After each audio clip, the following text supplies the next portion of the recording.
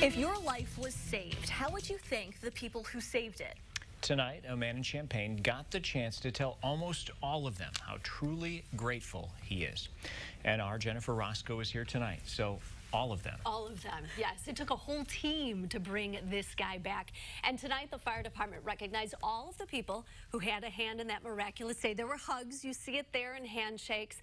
And then Dan Sholem went to the mic and called himself the most fortunate person in Champaign. And here's why he calls them angels among us. Hot, cold, it doesn't matter the weather. Dan Sholem loves running and has his entire life. I love the freedom. I love being outside. Sholem used to jog for hours at a time. Now, he's not allowed to do it alone.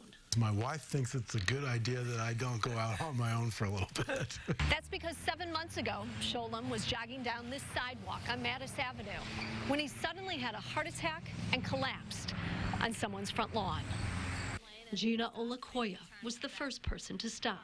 That day, I listened to that inner voice to intervene. She called 911 and felt for a pulse. As cars zipped by, another woman stopped to help. Another stopped to pray. Then Olakoya says, I know. How are you? Good, how are you? Very good. An angel walked up. Jake Mackey had just gotten off work as a surgical nurse at OSF in Urbana. He was kind of heaped over to where you could tell walking up that that's not how you rest. Mackey started compressions, his first ever outside of a hospital. He didn't have long before it would have been too late. Minutes later, EMTs and firefighters got to the scene. They raced Sholem to the hospital, where he was rushed into surgery. I had complete blockage, and it was just a matter of time until I would have gone down. Hours later, his wife Tracy realized she hadn't heard from him. But they don't actually know who he is, because he's been a John Doe there for almost 3 hours. Because he had no ID, nothing. No ID, nothing. Doctors put Sholem into a drug-induced coma to let his body heal. I have no idea what I'm going to get. That was my biggest fear. I knew the heart was working fine. I just didn't know that the brain was going to be okay. 4 days later, Sholem woke up. His heart and brain were working. It was the perfect, extraordinary scenario. And I'm just was the lucky person who pulled the right lottery ticket that day. Lucky that day, many angels decided they weren't just going to drive by.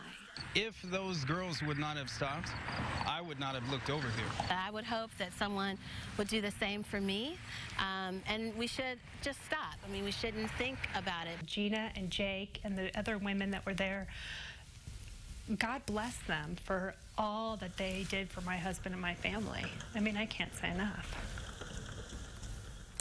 Now, Dan is so grateful for what Jake did that Dan called him on his birthday, says he wouldn't have been celebrating number 55 if it wasn't for him. And he says he is going to call him every single year. But here's the thing, the person who he really wants to call is the woman who just stopped to pray. She left quietly before anybody could get her name. And so if you are watching, if you know who she is, call me, email me, Facebook me. The Sholems would really like to thank you because you too are an angel among us. And what a great message. Don't be afraid to stop when you see something. You can save a life.